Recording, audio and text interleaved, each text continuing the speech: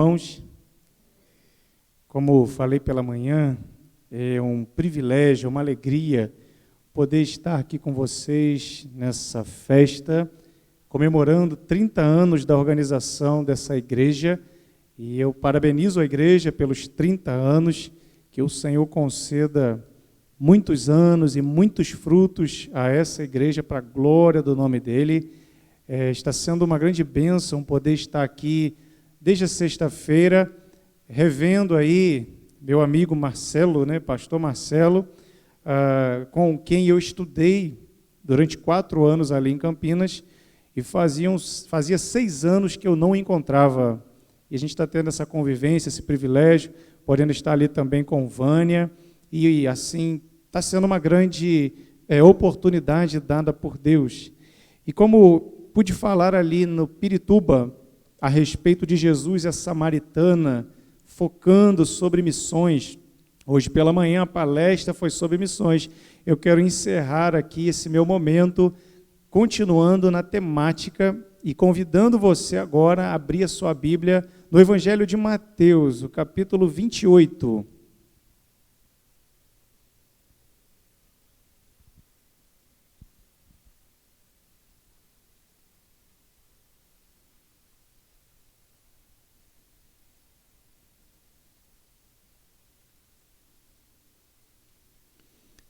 Mateus 28, versículos 16 a 20, o texto conhecido como a Grande Comissão. Mateus 28, 16 nos diz assim: Seguiram os 11 discípulos para a Galileia, para o monte que Jesus lhes designara, e quando o viram, o adoraram, mas alguns duvidaram. Jesus, aproximando-se, falou-lhes, dizendo: Toda autoridade me foi dada no céu e na terra. Ide, portanto, fazei discípulos de todas as nações, batizando-os em nome do Pai, e do Filho, e do Espírito Santo, ensinando-os a guardar todas as coisas que vos tenho ordenado. E eis que estou convosco todos os dias, até a consumação do século.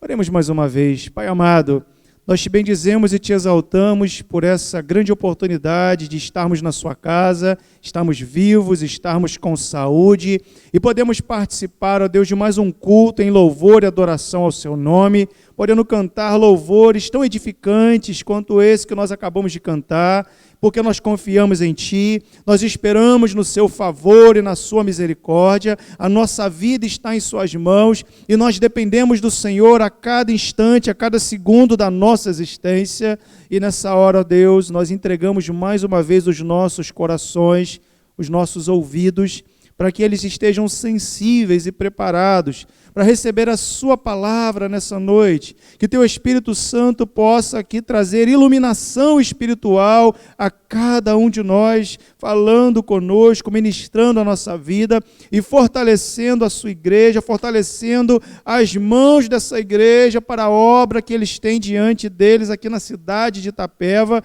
que a sua bênção esteja sobre esse lugar e que o Senhor fale conosco mais uma vez, me capacitando aqui com a graça e com a iluminação do Teu Espírito Santo. É o que eu te peço e te agradeço, em nome de Jesus. Amém e amém. O que eu quero compartilhar com você é a respeito dos desafios da Seara para o cumprimento da grande comissão. Os desafios que nós temos diante de nós, no contexto onde nós estamos vivendo, inseridos, para que cumpramos essa ordem do Senhor Jesus. Quando você lê aqui os evangelhos, vai perceber que a caminhada de Cristo nessa terra foi marcada pela compaixão que movia o seu coração a ir por todos os povoados e cidades anunciando o reino de Deus. Jesus foi alguém ungido com o Espírito Santo e com o poder, que andou por toda parte, fazendo bem e curando os oprimidos do diabo, conforme a palavra de Deus nos relata no livro de Atos. E veja que quando Cristo andava pelas ruas ali de Jerusalém, Judeia, Samaria, percebia as pessoas aflitas e exaustas, oprimidas pelo diabo, cheias de moléstia, e pessoas que eram ovelhas sem pastor.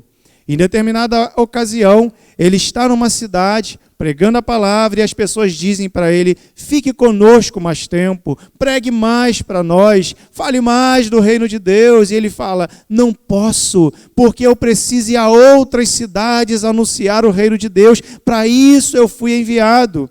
E ele vira para os discípulos e diz: olha, a seara na verdade é grande, o campo de trabalho é muito vasto, as necessidades dos seres humanos de salvação e de luz espiritual são grandes demais, mas poucos são os trabalhadores, poucos são os ceifeiros. E porque Jesus era um só, e porque ele encarnou, ele não poderia estar em todos os lugares ao mesmo tempo. Ele diz para os discípulos: roguem ao Senhor da seara que mande mais trabalhadores para a sua seara. E essa é uma realidade em qualquer cidade, igreja, campo missionário que você tiver conhecimento. Sempre há mais trabalho do que mão de obra disposta, pessoas preparadas e dispostas a fazerem a obra de Deus. Você nunca vai ouvir um missionário, um pastor e um conselho dizendo assim: aqui nessa igreja ou aqui nessa cidade eu tenho mão de obra de sobra. As pessoas estão se atropelando, se dispondo a fazer assim a obra que tem diante de nós, a dirigir culto, a pregar, a evangelizar, a trabalhar com as crianças. As pessoas estão brigando para poder investir mais os seus recursos e querem doar mais e mais para a obra de Deus. Na verdade, você não vai ver isso. É sempre o contrário.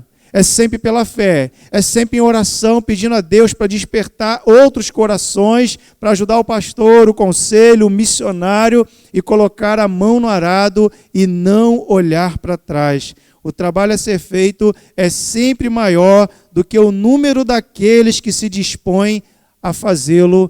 Então é necessário você orar constantemente pela obra do Senhor. Mas veja, nesse texto da Grande Comissão, quem está ouvindo essas palavras, os ouvintes originais, são os apóstolos de Cristo. Eles estão sendo incumbidos de fazer discípulos de todas as nações. E alguns vão defender que a Grande Comissão foi dada para os apóstolos e a eles somente. Eles é quem deveriam cumprir a Grande Comissão. Eles foi quem ouviram essa ordem. E é claro que eles ouviram, foram os ouvidos originais que receberam essa palavra de Cristo. Mas os apóstolos são os representantes da igreja de todos os tempos. E essa palavra se aplica a nós. Porque Jesus vai dizer nesse mesmo texto: eis que eu estou com vocês, com a igreja, com o meu povo em missão, até a consumação dos séculos, todos os dias. Ou seja, a igreja vai durar até a consumação dos séculos. Ou seja, a obra a ser feita vai continuar tendo necessidades em todas as épocas. Os apóstolos não viveram mais do que no primeiro século. É claro que essa ordem é para mim, é para você. Nós somos chamados a obedecer à Grande Comissão. Então eu quero aqui destacar 3 pontos do que entendo nesse texto serem importantes para a nossa reflexão nessa noite.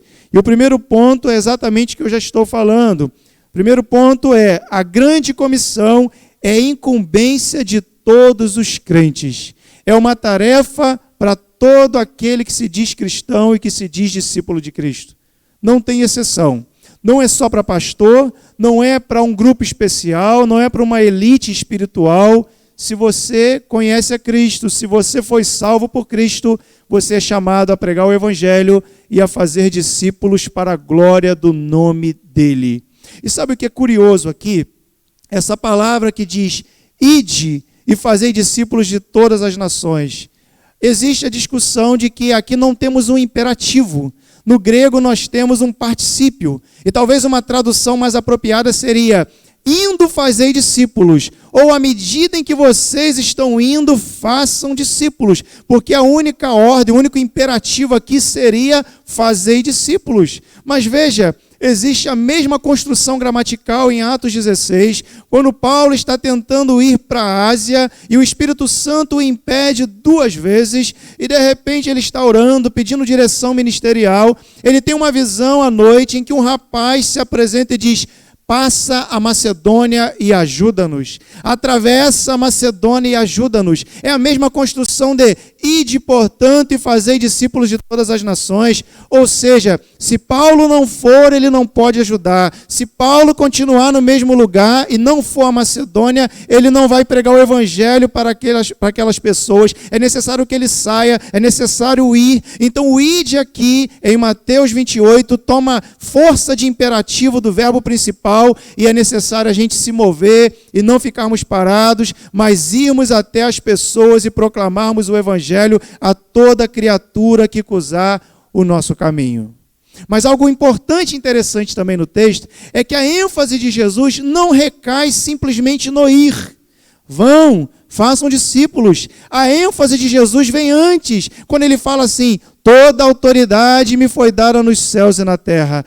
Então ele está falando aqui do seu triunfo, da manifestação do seu poder, da obra que ele realizou na cruz. Ele está falando da razão pela qual esses discípulos deveriam sair e anunciar o evangelho. Então Jesus está falando da sua autoridade. E a gente tem que pensar, mas Jesus não é todo-poderoso? Jesus não é Deus? E sempre foi Deus, sempre existiu. Como que ele teve que conquistar a autoridade? Como que ele teve que se submeter a tudo que ele passou e agora dizer que ele tem toda a autoridade nos céus e na terra? Na verdade, Jesus, enquanto Deus, sempre foi soberano e todo-poderoso. Mas enquanto homem, aquele que encarnou nessa terra, era necessário ele conquistar essa autoridade, conquistar aí o direito de restaurar céus e terra e comprar pessoas que procedem de toda tribo, povo, língua e nação. E Paulo vai dizer em Romanos 1,4 que Jesus foi ressuscitado Filho de Deus com poder. Ele recebe um novo título, porque agora ele tem uma nova natureza. Ele é Deus, 100% Deus, mas ele também é homem. E como homem, ele recebe essa autoridade nos céus e na terra, e um reino que ele já está aí governando, assentado à direita de Deus, até que todos os inimigos sejam colocados como estrado dos seus pés. Mas por que ele tinha que conquistar a autoridade? Porque quando Deus colocou Adão no jardim do Éden e fez o homem ali a sua imagem e semelhança, ele disse: sujeitai a terra, dominai, você vai ser o meu vice-gerente, você vai ter domínio, você deve governar em meu nome. Adão então recebe, como consequência da imagem de Deus, a autoridade sobre toda a criação. E Satanás, sabendo disso e querendo estabelecer o seu reino nessa terra, tenta a mulher e consegue ali espaço na vida de Adão e Eva, que quebram o pacto, e por eles se tornarem pecadores e quebrarem a aliança de Deus, Satanás, de alguma forma, em alguma medida, consegue usurpar essa autoridade e passa a implantar o seu reino parasita nessa terra. Começa aqui o seu império das trevas e tem legalidade e direito para agir na humanidade, na criação e também na vida do ser humano, escravizando pessoas no pecado e na cegueira espiritual. Jesus então vem para fazer o que aquele primeiro Adão não fez, para cumprir o pacto das obras e assim conquistar a autoridade, restaurar, recuperar a autoridade e ampliá-la sobre céus e terra. E agora, com base nessa autoridade conquistada e restaurada, ele vai dizer: ide por todo mundo e pregai o evangelho a toda criatura. Quando você lê Apocalipse capítulo 12, percebe que foi no momento da ascensão de Jesus, já ressurreto e glorificado, que Satanás foi expulso definitivamente do céu. Não foi antes desse momento. Até então ele acusava os crentes diante do trono de Deus. Até então ele fazia esse papel de acusador diante do trono. Mas quando Jesus está subindo aos céus, Satanás é derrubado definitivamente e agora há portas abertas em todo o mundo para que o evangelho seja pregado. Ele é amarrado no sentido de que o seu poder é limitado. Ele não pode mais enganar as nações, porque aonde o evangelho chega e a igreja vai avançando, Satanás tem que recuar e tem que ceder terreno, e é por isso que as portas do inferno não podem prevalecer contra a igreja.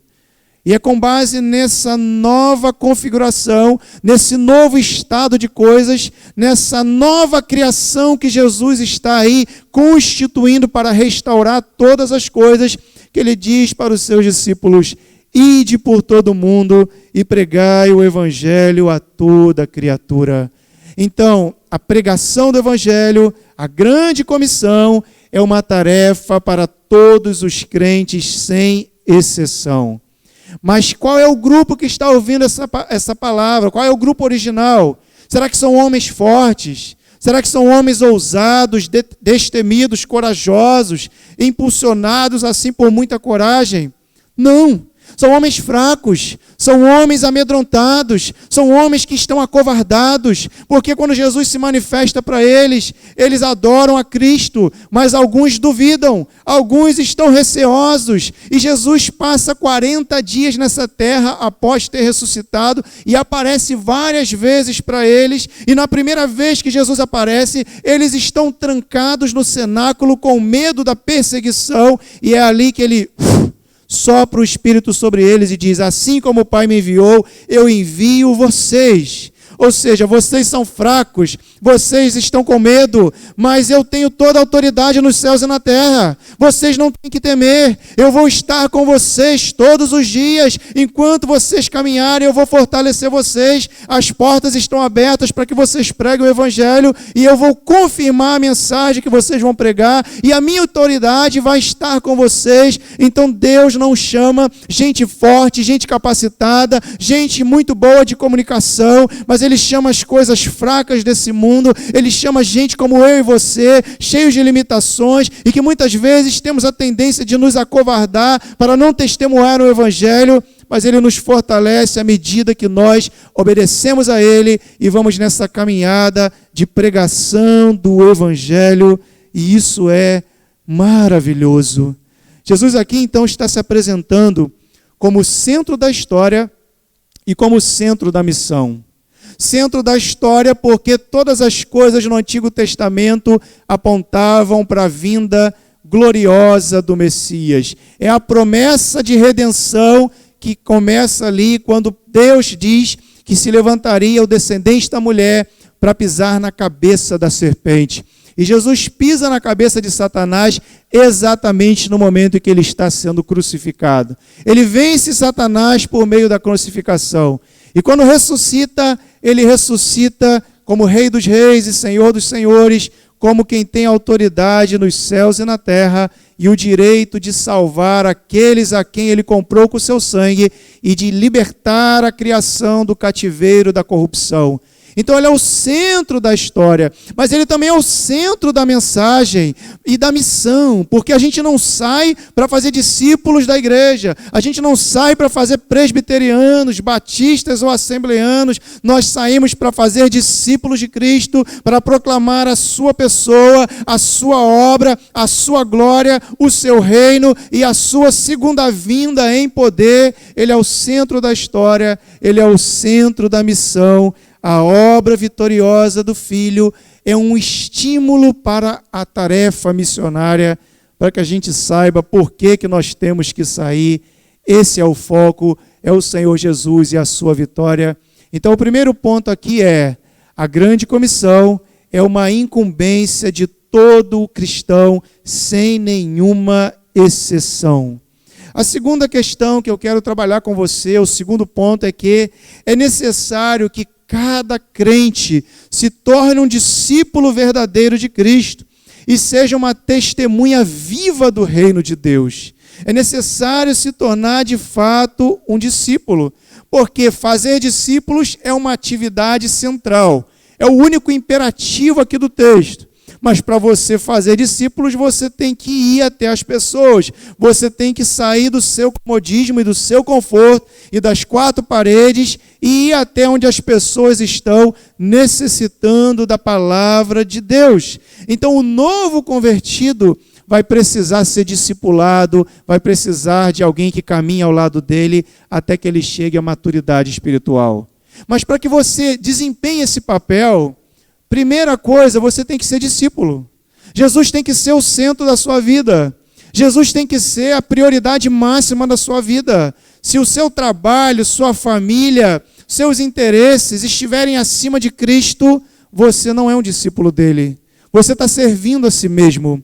E Jesus morreu e ressuscitou para que aqueles que vivem não vivam mais para si mesmos, mas para aquele que por eles morreu e ressuscitou. Ser discípulo de Cristo é não viver mais para si mesmo, é se submeter à sua autoridade, é se submeter aos interesses do reino de Deus e servir ao Cordeiro com seus dons, seus talentos, seus recursos, o seu tempo e dizer: Senhor, eu tenho tempo para ti, eu tenho tempo para trabalhar com alguém, eu tenho tempo para ensinar a palavra para outras pessoas, eu tenho tempo para pregar o evangelho por meio das minhas palavras. Você primeiro precisa ser um discípulo de Cristo e segundo, você precisa reorganizar a sua agenda para que você possa fazer novos discípulos de Jesus, porque isso vai demandar tempo e esforço da sua parte. E ele vai dizer assim: olha, façam discípulos de todas as nações. Ah, mas eu não vou sair de Itapeva. Ah, mas eu não tenho esse chamado de missionário de carreira para ir para outro lugar. Mas a tua tarefa é onde você está vivendo. Se Deus não te permitir ir para outros lugares e outras nações, qualquer pessoa que cruzar o seu caminho é um campo missionário que você tem pela frente. E é a oportunidade de você ser bênção na vida daquela pessoa e apresentar o evangelho de Cristo para ela. E se ela se converter, você caminhar com ela, ensinando até que ela atinja a maturidade espiritual. E sabe, irmãos, eu tenho descoberto que a gente muitas vezes não faz missões, não é porque a gente não acredita em missões, não é porque a gente pensa que a grande comissão era só para os apóstolos, não é porque a gente acha que isso é tarefa só de pastor, de presbítero ou de missionário, mas é porque nós temos outras missões de vida. Ou seja, a minha carreira profissional, preparar o futuro do meu filho, a faculdade do meu filho, eu tenho que me empenhar para ter como manter aquele meu filho lá na outra cidade estudando, e outras coisas. Ou seja, eu quero trocar de carro no final do ano, eu preciso guardar dinheiro para viajar nas minhas férias, e a gente fica sobrecarregado e pensando demais nessas coisas, e nenhuma delas é errada, nenhuma delas é pecaminosa, mas elas se tornam pecaminosas quando elas abafam a missão maior. E a gente vive só em função dessas coisas. E a gente não se preocupa com a pregação do evangelho. A gente não se preocupa com o crescimento da igreja da qual a gente faz parte. E somos crentes para nós mesmos. Não influenciamos a vida de outras pessoas. Não temos aí contato com não crentes e nem falamos do evangelho para outras pessoas, porque estamos ocupados demais com os nossos próprios interesses. Então outras missões de vida abafam a missão maior, que é a pregação do evangelho por meio da nossa vida, e isso precisa ser mudado. Não podemos continuar dessa maneira.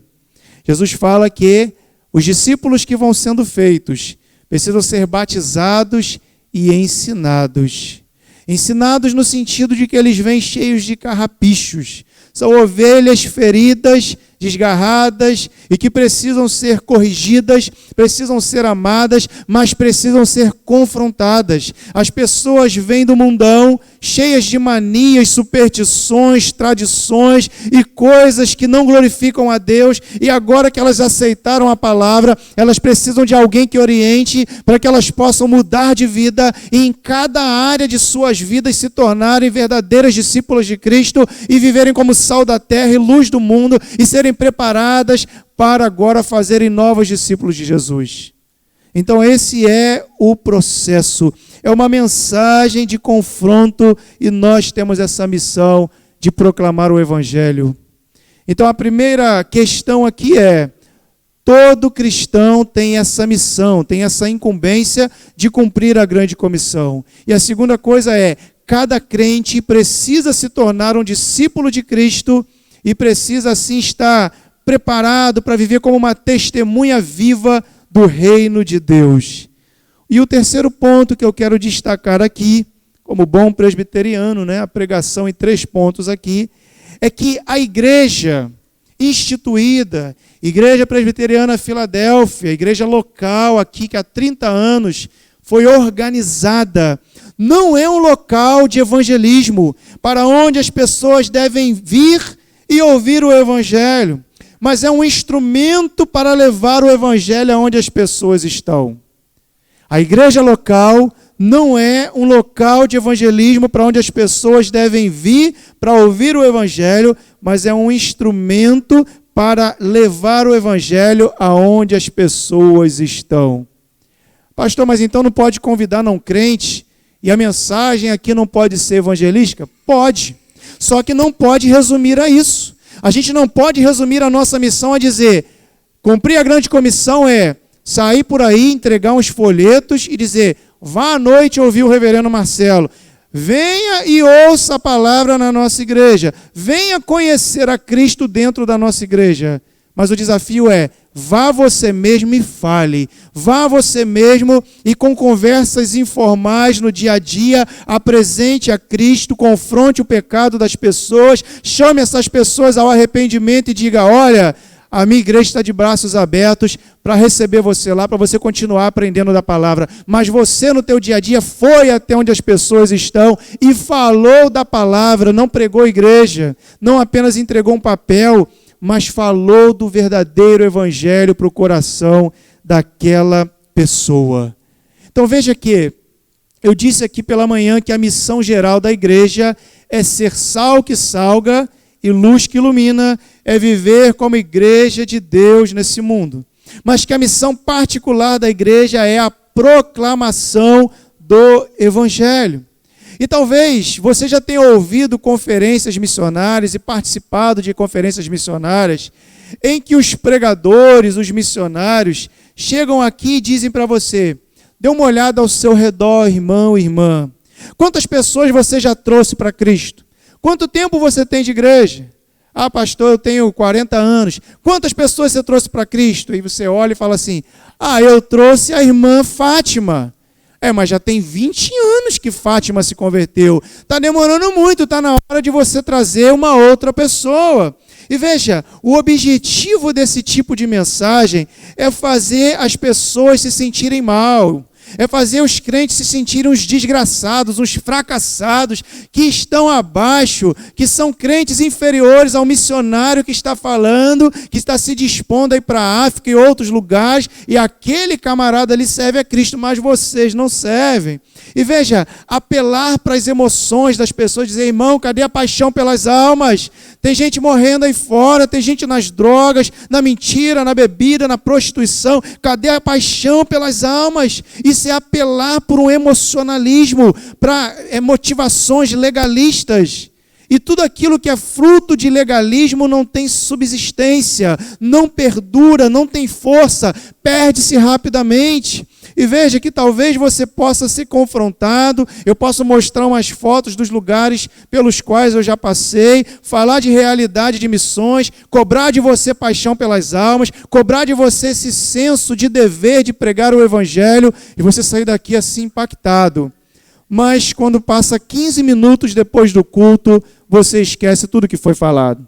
Você já está lá, sentado na sua casa, lanchando, mexendo no WhatsApp, e você vai seguir com a sua vida normalmente, né, a partir de amanhã no teu trabalho, na sua casa, porque essa questão de apelar para as emoções, para o senso de dever, é uma abordagem errada, porque você está tentando impulsionar a igreja a fazer missões por razões legalistas. O que Jesus faz aqui é dizer para os discípulos, toda autoridade me foi dada nos céus e na terra. Com base na minha autoridade, com base nesse novo estado de coisas, com base na minha obra gloriosa, vão e façam discípulos de todas as nações. Ele está querendo mostrar que a obra que ele realizou não apenas torna possível a salvação de gente dos 4 cantos da terra, mas verdadeiramente salva. Jesus já morreu especificamente para salvar um sem número de pessoas que ele sabe quem são, estão espalhadas por Itapeva e pelo mundo afora, e essas pessoas serão salvas por meio da pregação do Evangelho, quando elas ouvirem, compreenderem, crerem na palavra, forem levadas ao arrependimento e se renderem a Cristo. Então a gente sai da certeza da eficácia da obra de Cristo, da autoridade dele. Então eu não preciso apelar para você e dizer: cadê, irmão, a paixão pelas almas? Você tem esse dever, você precisa pregar, você precisa falar aí do Evangelho. Eu não posso apelar para coisas que estão dentro de vocês, eu não posso apelar, para aquilo que você possa estar sentindo aí, porque talvez você nunca vai sentir paixão pelas almas. Talvez você nunca vai ser aquela pessoa emotiva que vai chorar quando vê alguém largado na rua. Mas se eu apelar aqui e apontar para aquilo que Cristo fez, para a glória do nome dele, para a autoridade que ele tem, para o trabalho da sua alma que ele verá e ficará satisfeito, para que o Cordeiro receba a recompensa dos seus sofrimentos. Então, se eu apelar para aquilo que Cristo fez, isso vai mexer com você, se você de fato ama ele. Porque ele é o meu Senhor, porque ele está no controle da minha vida, porque ele me salvou, e não há adoração ao nome dele no meio dos ímpios. Eu vou anunciar o seu nome para que outros conheçam a ele, e ele seja exaltado mais e mais, e receba a glória devida do seu nome. E eu quero então alegrar o coração do meu Senhor, eu quero obedecê-lo, porque ele me dá uma ordem, e ele já me salvou, e eu preciso apelar então para aquilo que Cristo fez, e não para aquilo que está dentro de você. Aí fica fácil fazer discípulos. Aí fica fácil você sair do seu conforto, do seu comodismo, porque apelar para o que Cristo já fez mexe com quem ama o Senhor Jesus. Então veja que esse ir de Jesus aqui é um modo de vida. Não é uma programação estabelecida pelo Ministério de Missões, que no segundo domingo vai sair após a escola dominical para entregar uns folhetos aqui na praça e convidar pessoas para virem ao culto. Isso é evangelismo. Mas viver uma vida missionária, uma vida em obediência à grande comissão, é você estar constantemente indo e fazendo discípulos. Pensando assim: eu trabalho com os camaradas que não conhecem a Cristo. Ou eu trabalho com uma mulher que está com o casamento fracassado e ela já desabafou comigo. Eu vou orar por ela e vou pedir a Deus a oportunidade de começar um discipulado e propor: olha, você quer sentar comigo uma vez por semana para a gente estudar a palavra, para a gente orar pelo seu casamento, para a gente conversar e você poder desabafar, e ali você vai investir tempo, vai investir em oração na vida daquela pessoa, e você vai estar constantemente pensando em fazer discípulos, pensando nas oportunidades que você tem no dia a dia, pensando assim: eu preciso sair daqui nessa noite e eu tenho que alcançar alguém. Eu preciso encontrar alguém para discipular. Eu vou orar por 2, 3 pessoas, ou para Deus me mostrar quem são essas pessoas, e vou assim propor um discipulado no momento oportuno que Deus me der, e eu vou caminhar, ensinar a Bíblia até essa pessoa ser transformada e se tornar membro da minha igreja. E se tornar membro do corpo de Cristo. Então essa é a grande questão, a grande realidade. Nós nunca estamos tão próximos de Deus quando nós compartilhamos o seu amor pelos não evangelizados. Quanto mais você fala do amor de Deus, quanto mais você compartilha da graça de Deus, quanto mais você prega o evangelho, mais você se aproxima de Deus, Deus se aproxima de você. Porque quando Jesus fala assim: eis que eu estou com vocês todos os dias até a consumação dos séculos, ele está deixando claro que a autoridade que ele dá só está presente na nossa vida quando nós iremos fazer a vontade de Deus. Não quando nós queremos cumprir projetos carnais do nosso próprio coração. Não quando a igreja está ensimesmada, mas quando a igreja se engaja na agenda, na prioridade de Deus, que é o discipulado, que é fazer discípulos. A autoridade de Cristo flui, e ele diz: eu estou com vocês à medida que vocês caminham e vocês me obedecem em cumprir a grande comissão. Há um condicionamento nisso aqui, há uma ligação, e nós não podemos continuar de repente desobedientes a Cristo, não fazendo discípulos, e não saindo em campo para poder pregar o evangelho, porque essa é uma ordem que é dada a todos nós. Quando você lê o Novo Testamento, especialmente o livro de Atos, você vai perceber que a igreja é chamada aqueles que eram do caminho. E são sempre pessoas que estão caminhando, são os caminhantes, gente que sai, que vai, que vende, que compra, que muda de cidade, mas que está sempre andando em direção ao propósito de Deus e em meio a essa caminhada está pregando o evangelho. Então a igreja é essa igreja que é posta em movimento no mundo com essa mensagem toda poderosa do evangelho e do triunfo de Cristo. Existe uma frase nesse púlpito que está ali, que diz assim: o meu coração ofereço a ti, Senhor, pronto e sincero. E essa frase é de Gisberto Voetius, o primeiro missiólogo, um missiólogo holandês, se não me falha a memória, e ele dizia o seguinte, que a igreja é definida por duas palavras, vocatio et missio, ou seja, ela é vocacionada, ela é chamada para a salvação e para a missão. É algo que acontece simultaneamente. Os que são chamados para o evangelho e para a salvação são simultaneamente enviados a proclamar essa mensagem. Então, se é igreja, se existe uma igreja, se foi plantada uma igreja, há uma igreja local nesse lugar, essa igreja presbiteriana Filadélfia é chamada pela graça de Cristo para a salvação e enviada no poder de Deus para a missão. E ele achava assim, eu não tenho que tentar convencer igreja nenhuma de que ela tem que ser missionária. Se é igreja, logicamente é missionária. Vocatio et missio, chamada para a salvação e vocacionada para a missão. E aqui entra a grande questão.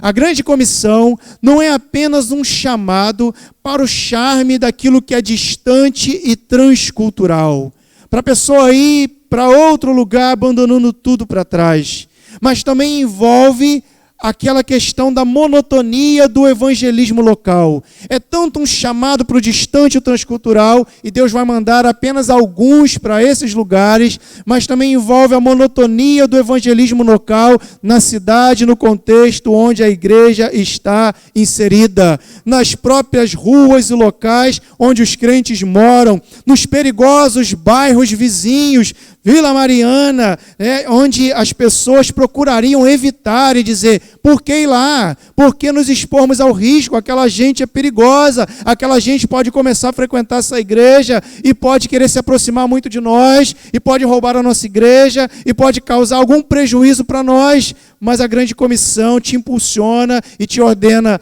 vá lá também. Há pessoas que precisam do evangelho, precisam de salvação em vários lugares aqui dessa cidade, e nós precisamos cumprir, então, o nosso papel, porque cada coração não convertido é um campo missionário.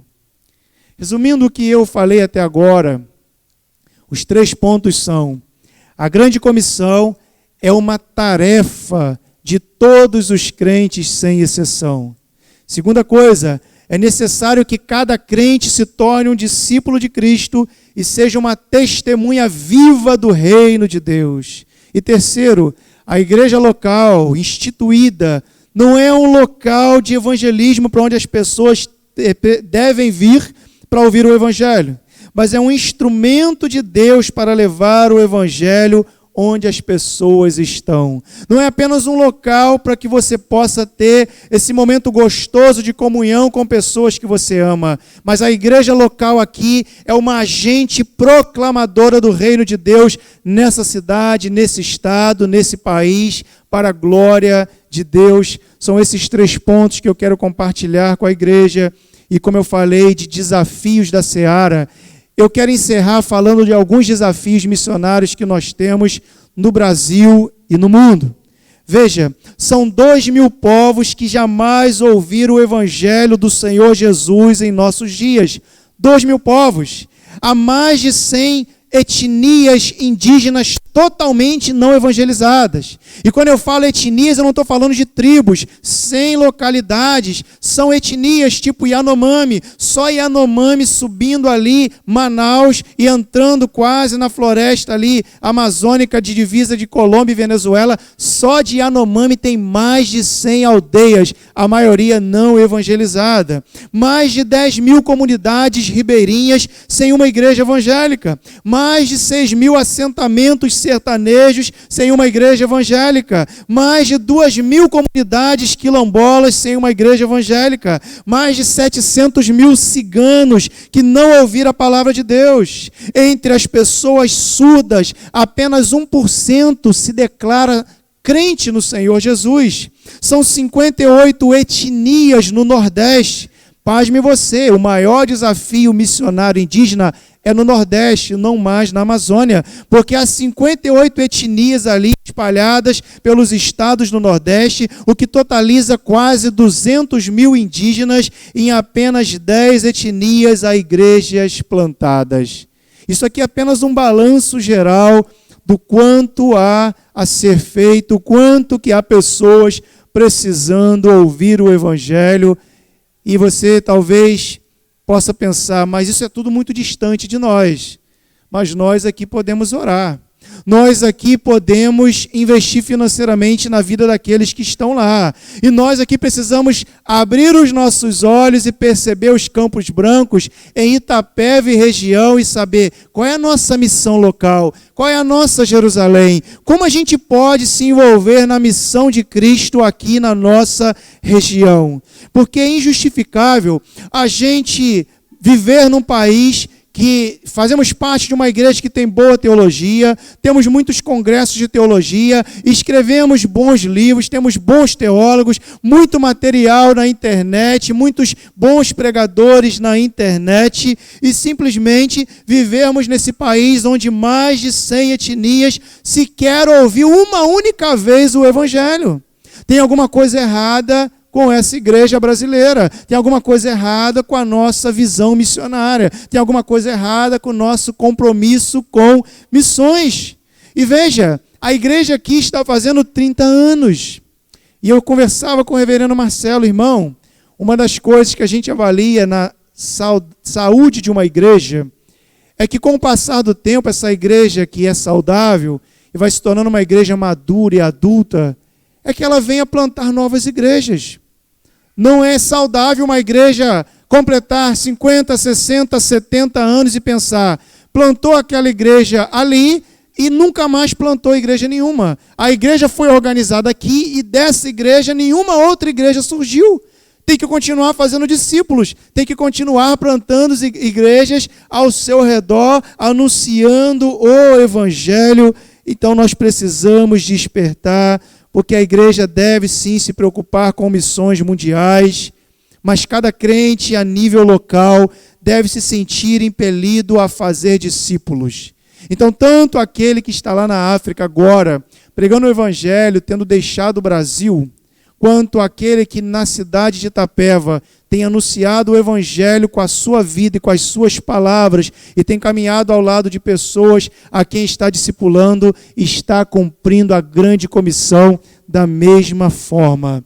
Que a gente saia daqui nessa noite estimulados pela vitória e pela autoridade do Senhor Jesus sobre todas as coisas e sobre nós como igreja, porque Ele está conosco à medida em que nós cumprimos a grande comissão. E essa tarefa que Deus nos deu não falhará. A grande comissão será cumprida. E que você faça parte desse projeto, que você faça parte dessa missão. Porque nós só temos essa vida para fazermos a vontade de Deus. Só temos essa oportunidade para nos gastarmos em prol do reino de Deus e da proclamação do Evangelho. Se preocupe em chegar no último dia da sua vida e perceber que você não a desperdiçou, que você não viveu para si mesmo, que você não procurou somente os seus interesses, que o dinheiro que você conseguiu ganhar durante a sua vida e Deus colocou na sua conta e os bens que você teve não foi apenas para benefício próprio, mas para que o Evangelho fosse proclamado, estendido, para que pessoas fossem abençoadas e conhecessem mais de Cristo através daquilo que Deus colocou nas suas mãos.